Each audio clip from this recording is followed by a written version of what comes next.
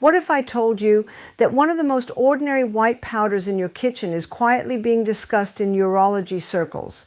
Not as a miracle drug, not as a magic trick, but as a simple tool that, when misunderstood, creates wild myths, and when understood correctly, can support circulation, comfort, and function in ways that surprise many men. Stay with me, because what most people think this substance does for size is not what's really happening, and the truth is far more interesting and far safer than the internet headlines want you to believe.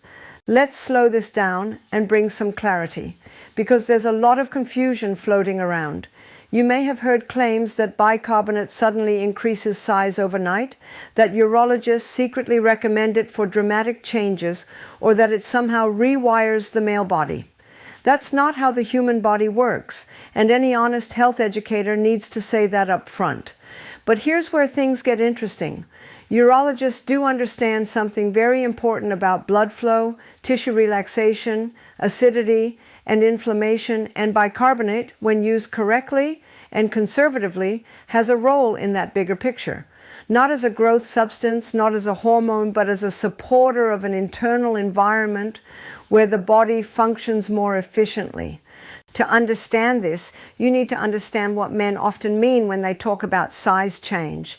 In most cases, they're not talking about permanent anatomical growth.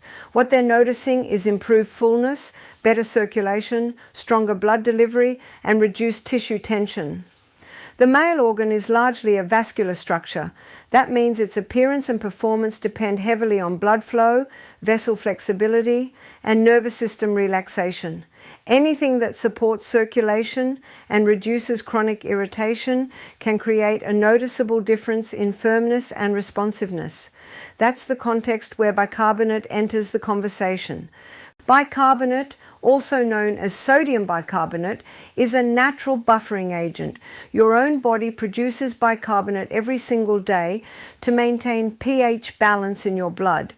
When your internal environment becomes too acidic, often due to stress, poor diet, dehydration, excess sugar, or chronic inflammation, the body tightens blood vessels, oxygen delivery drops, and tissues don't relax the way they should. Urologists see this indirectly all the time.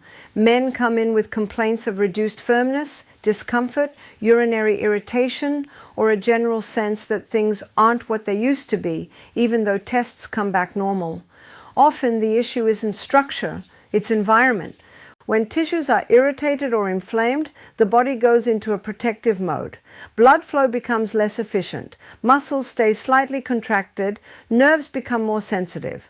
Over time, this can make everything feel smaller, weaker, or less responsive. Now, here's the key point. Bicarbonate does not enlarge tissue. What it can do, when used cautiously, is help neutralize excess acidity in certain situations, supporting relaxation and circulation. That's the size change people are really experiencing, a return toward normal function, not an unnatural expansion. Barbara O'Neill and other natural health educators often talk about the importance of alkalinity not as a cure-all, but as a foundational principle. The body thrives in balance. When the internal terrain is less inflamed, the body heals better, blood flows more freely, and systems communicate more efficiently. Urologists, especially those who take a holistic view, understand that urinary and reproductive tissues are extremely sensitive to irritation. Even mild chronic acidity in the urine can irritate surrounding tissues, contributing to discomfort and reduced function. Supporting a healthier urinary environment can indirectly support comfort and circulation in nearby structures.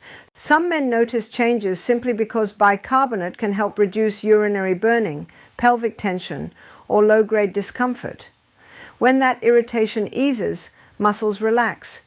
When muscles relax, blood flows more freely. When blood flow improves, fullness improves. That's physiology, not magic. And it's important to say clearly that this is not something to overdo. More is not better. Excess bicarbonate can disrupt electrolyte balance, raise blood pressure due to sodium, and interfere with digestion. That's why responsible practitioners emphasize moderation and context. Another piece of the puzzle is carbon dioxide. Bicarbonate interacts with carbon dioxide levels in the blood, which influences oxygen release from red blood cells. When oxygen delivery improves, tissues function better. This is subtle, not dramatic, but over time, subtle improvements add up. Men who hydrate properly, reduce inflammatory foods, manage stress, and support circulation often report better function overall. Bicarbonate is sometimes one small part of that broader lifestyle shift, not the star of the show. It's also critical to talk about what not to do, because this is where people get into trouble. Using bicarbonate in excessive oral doses, using it daily without medical guidance, or combining it with certain medications can be harmful. Anyone with kidney issues, heart conditions, or blood pressure concerns should never experiment casually. Urologists don't prescribe bicarbonate for size. They may acknowledge its buffering role in specific urinary or metabolic contexts, but that's very different from internet exaggeration. So why does this topic keep going viral? Because men are rarely taught how much of sexual function is about circulation, nervous system balance, and inflammation control. When someone experiences a noticeable improvement from reducing irritation or improving blood flow, it feels shocking. The mind immediately jumps to size when the real story is function returning closer to baseline. That doesn't make it less meaningful, it makes it more honest. If you're a man over 40, 50, or 60, this conversation matters even more. Aging doesn't suddenly shrink anatomy, but it does affect blood vessel elasticity, nitric oxide production, hydration status, and muscle tone. Supporting these systems naturally can make a real difference in how you feel day to day. That includes movement, walking, gentle strength training, deep breathing, mineral balance, adequate sleep, and reducing chronic stress. No powder replaces those foundations. And let's be clear about something else. Confidence plays a role too. When discomfort decreases and function improves, confidence rises. Confidence changes posture, breathing, and nervous system tone.